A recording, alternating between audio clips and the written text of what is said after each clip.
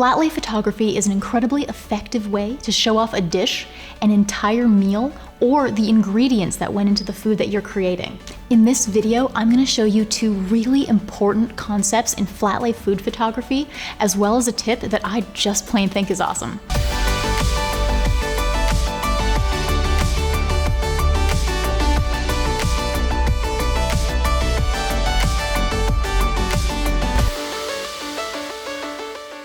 Hey guys, Mandy of Replica Surfaces here.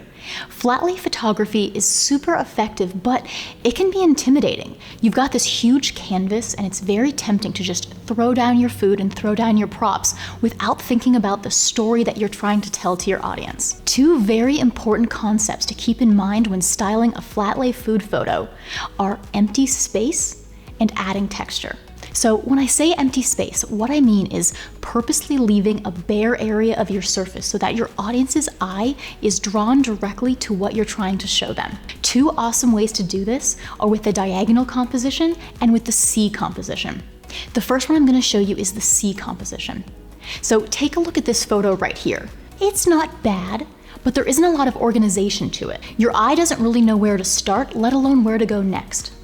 Contrast that with this photo, where we used all of the exact same props, but we placed them into a C shape, leaving that center area bare.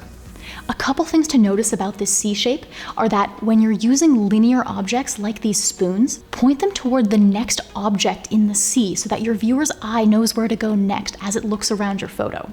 If you want to learn exactly how to create this C shape, like which props to put down first, second, which props to use, and so on, I've got an entire video on compositions where I go step by step about creating the C. I'll link to that below. So before we move on to the diagonal composition, I do want to show you a couple more awesome Cs. So this one here was actually created by Vicky of Little Chef Within.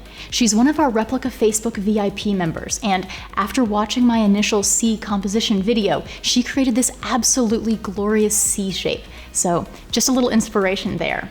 Here's another example of the C shape using the smoke replica surface. You can see here that the spoon is again pointing toward the next object in the C. And for good measure, here's one using the desert clay replica surface. Very similar soup, but a very different composition.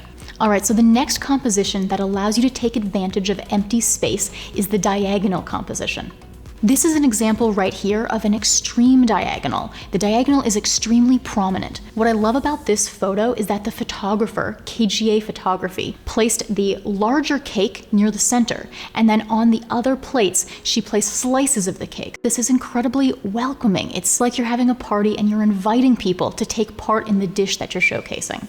In this photo, this is actually another example of the diagonal. You can see that the top left and the bottom right corners are bare. There's a lot less going on, and that's really just as visually appealing. It's just a matter of what you're trying to communicate. What I want you to zone in on here, though, is that this photo also uses our second concept, which is adding texture. Not only is there a plate, some utensils, and a napkin, but there's also a sprinkling of a white ingredient in the background. And to me, this texture adds so much to the photo. I'll contrast this with the exact same photo, but without the sprinkle so you can really see the difference. So here's another example just to hammer home the importance of adding texture by sprinkling. Here's a photo without any sprinkles, and here's the exact same one with some of the oats from the top sprinkled next to the dish.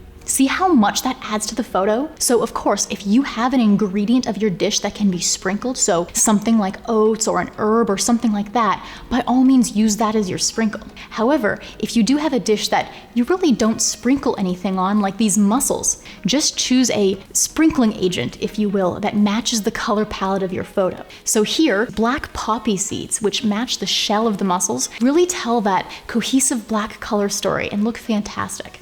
Finally, you don't have to sprinkle just one thing onto your surface. You can sprinkle multiple things. So in this photo of hummus, you can see that the sprinkles we chose were chickpeas, which are large and add a lot of texture, but also the chili pepper flakes to add multiple colors, multiple textures, and multiple shapes to that surface. So right before we move on to the next concept, just take a second to like and subscribe. I have so many more videos to show you guys on food and other photography concepts, and it would mean a lot to me if you did those things. So finally, the last thing I want to show you, I want to go back to this hummus photo, and I want to show you this really cool way to add motion to your photo and make it look like the people who are using your recipe can't keep their hands off of it. At the top of the photo, there's a very out of focus hand. The way that we created this was by using a slower shutter speed so that you'll actually capture the motion blur, and then moving your hand in and out of the photo really quickly. By doing this, you'll create a lot of different shots, and you can just pick your favorite one that looks the best.